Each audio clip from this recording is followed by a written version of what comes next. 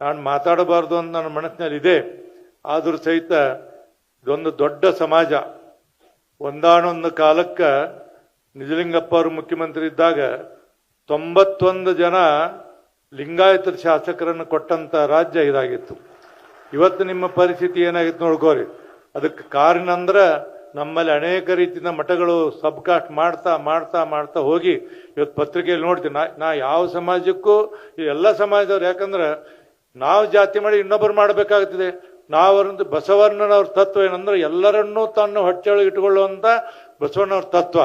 ಇಲ್ಲಿವರೆಗೆ ಎಲ್ಲ ಮಠಾಧೀಶರು ಸಹಿತ ಏನಂದ್ರೆ ಎಲ್ಲ ಜನರು ಬಸವಣ್ಣವರ ತತ್ವವನ್ನು ಅಳವಡಿಸ್ಕೋತಿದ್ರು. ಕೆಲವು ತಮ್ಮ ಸ್ವಾರ್ಥಕ್ಕಾಗಿ ಏನೇನು ಮಾಡಿದ್ರು. ಇವತ್ತು ನಿಮ್ಮ ಪರಿಸ್ಥಿತಿ ಏನಾಗಿದೆ ಅಂತ ಪತ್ರಿಕೆ ನೋಡ್ತೀರಿ. ಒಬ್ಬರು ಒಂದೊಂದು ಹೇಳ್ತಾರ, ಇನ್ನೊಬ್ರು ಒಂದೊಂದು ಹೇಳ್ತಾರ. ನಾ ಹೇಳಕ್ ಹೋಗುದಿಲ್ಲ.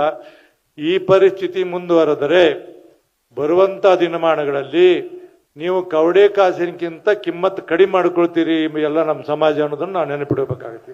ಹೀಗಾಗಿ ಸಮಾಜ ಎಲ್ಲ ಛಿದ್ರಾಗುವಂತ ಕಾಲ ಬಂದೈತಿ. ಇದಕ್ಕೆ ಬೆಕ್ಕಿಗೆ ಗಂಟಿ ಕಟ್ಟವ್ರು ಯಾರು? ದಯಮಾಡಿ ನೀವು ಕಟ್ರಿ, ನಿಮ್ಮ ಹಿಂದೆಲ್ಲ ನಾವು ಇರ್ತೀವಿ, ಇಡೀ ಸಮಾಜ ಇರ್ತಿದೆ, ಮಾಡ್ರಿ ಅನ್ನುವಂಥ ಮಾತನ್ನು ಹೇಳ್ತೀನಿ. ಇದು ನಾನು ಹೇಳಬಾರ್ದು, ಆದರೆ ನನಗೆ ನೋವು ಏನು ಅನ್ನಿಸ್ತಿದೆ ಅಂದ್ರೆ